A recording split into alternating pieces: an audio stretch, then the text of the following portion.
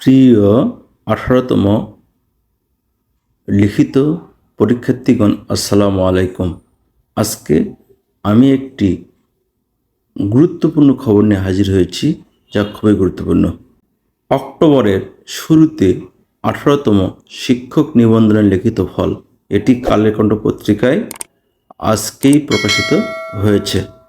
18তম শিক্ষক নিবন্ধনের লিখিত পরীক্ষার ফল চলতি মাসের শেষে অথবা অক্টোবর মাসের শুরুতে প্রকাশ করবে বেসরকারি শিক্ষক নিবন্ধন ও প্রত্যয়ন কর্তৃপক্ষ এনটিআরসি।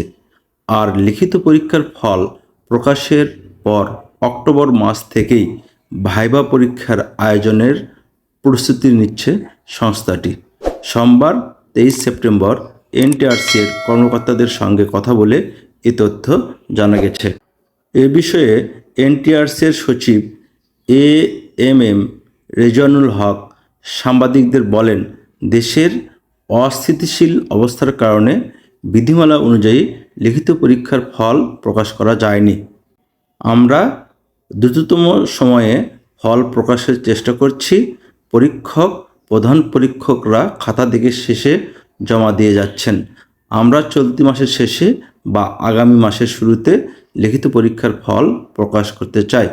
লিখিত পরীক্ষার ফল প্রকাশের পর আমরা অক্টোবর থেকেই ভাইবা শুরু করতে চাচ্ছি। এদিকে 18তম শিক্ষক নিবন্ধনের ভাইবা শেষে চূড়ান্ত ফল প্রকাশের পর শিক্ষক নিয়োগে ষষ্ঠ গণবিজ্ঞপ্তি জারি করা হবে বলে জানিয়েছেন এনটিআরসি একাধিক কর্মকর্তা।